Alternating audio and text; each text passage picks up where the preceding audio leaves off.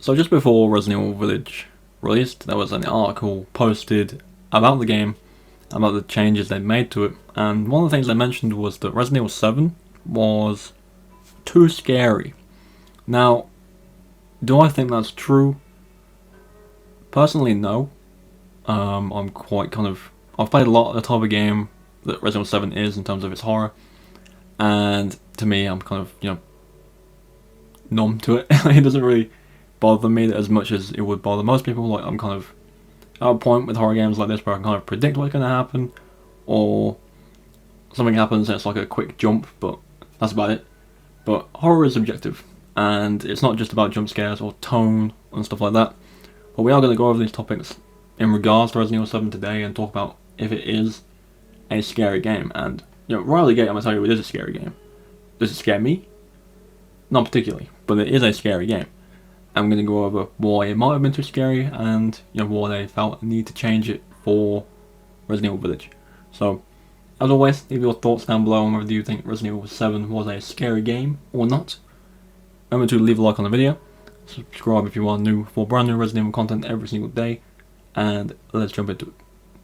So the first thing to mention and talk about is the tone of the game itself. Now obviously Resident Evil 7 is a bleak game, and the environment, the lighting, the soundtrack, the enemies, the characters, they're all very spooky.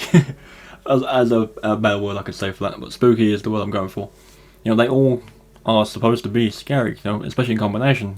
Look at the layout of the house. Look at how the house looks. It is a rundown farmhouse, and the people inside it are, for all intents and purposes, insane and all out to get you, and they are not to be messed with because they will mess you up if you try and attack them.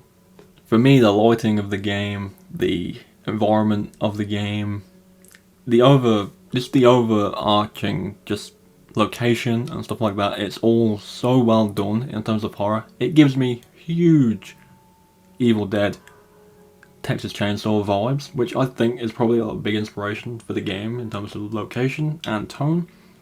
A prime example of this is Ethan's car is literally Ash's car from the Evil Dead, and Mia in this game, who randomly turns into a zombie, well, we'll say zombie just for simple reasons, is the main character in the Evil Dead remake with the same name, who essentially happens to do the same thing in that movie, turn into a zombie in all intense purposes. So, inspiration was definitely high. And even, okay, this is a very on-the-nose reference to Evil Dead, and I will stop talking about Evil Dead in a minute, but Jack even says groovy when he picks up the chainsaw. That is Ash. That is Ash's line from Evil Dead with his chainsaw. So much inspiration came from that film. Anyway, the tone is perfect. I love the tone. It does give you an uneasy feeling, especially, again, this is best experienced on a first time through basis. You don't know what to expect. Multiple runs, even if you're not really as into horror, or if you're affected a little bit more by horror, multiple runs, you will get used to it. You'll know what's coming, you'll know what to expect, so it won't scare you as much. But the first time through is where the impact is most felt. And even for me, yes, the game didn't really scare me, but there was always that sense of what's around the next corner. Where am I going next? What am I going to see next? And it is effective horror. Next we'll talk about the jump scares. The jump scares are quite good. There's only a few of them that I can really pick out by memory. There's the initial Mia jump scare at the top of the stairs. There's the Mia videotape footage, which is probably the best one in the game, where she goes into the crawl space of the greenhouse or the old house, and it goes dark, and then Marguerite's right there in your face.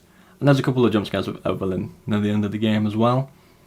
I must say one of the Evelyn ones did get me. I think it's the one where you're looking through the camera footage, and then when you turn, she instantly grabs your arm. That made me jump, but mainly because of the loud noise, not because of what it was. Although, speaking of Evelyn, this is a pretty interesting and embarrassing fact. The one thing that makes me feel scared in a way is little girl ghost things. It doesn't sit right with me. It's very disturbing. And as soon as I figured out that was what was going on when I first played through this game, I was like, oh no, that's not good. But she's not in it enough to really make a big impact on me. But either way, she's a creepy little kid. Not a fan of that. But the jump scares are good, they're really good. The DLC continued the theme. The Daughters DLC, very good. Very, very well done horror. Not many jump scares until near the end. But it's very well done.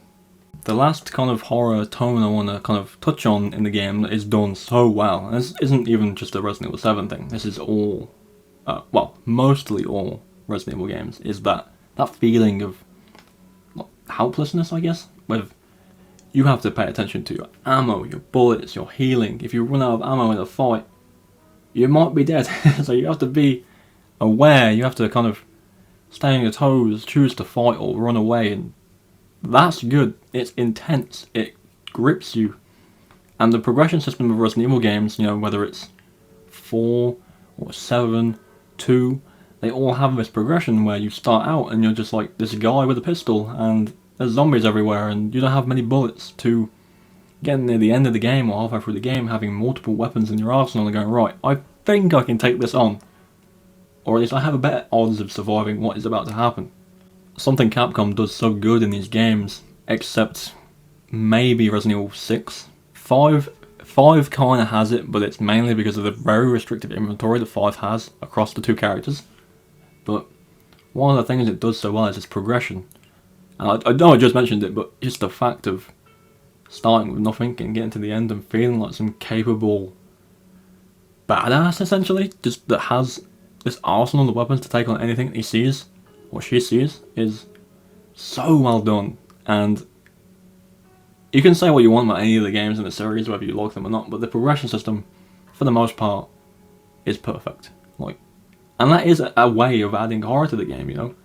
It starts out, you don't know what's going on, you don't have much ammo or healing or bullets to deal with these things, and as you progress through the game and kind of conquer these moments, you get stronger, you feel more capable, and that's incredible. One opinion I have on the horror genre in games in general is survival horror versus the horror games, and by horror games I mean Outlast is a primary example.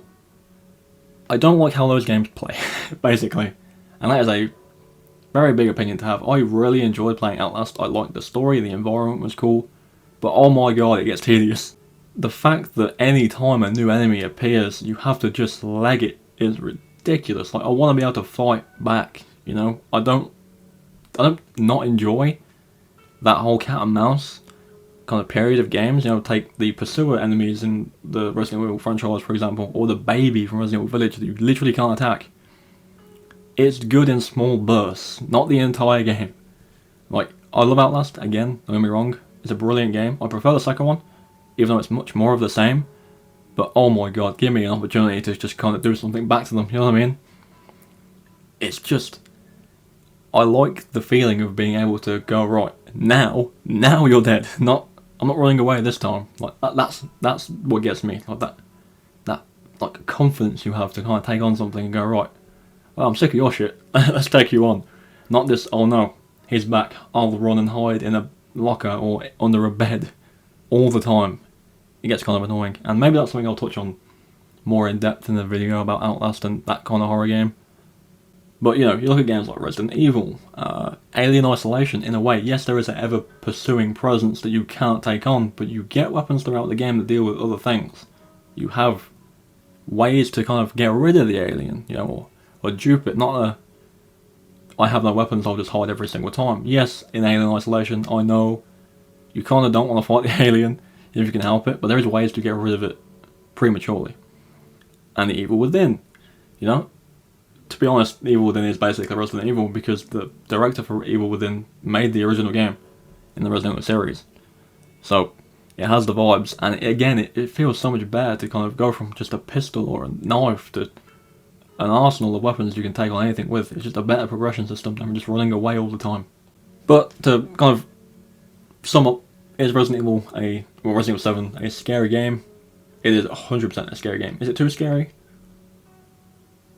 Yes, it kind of is, because Resident Evil is the most popular survival horror game out there, and you know, if people want to play a horror game, 9 times out of 10 they're going to go for a game in this series.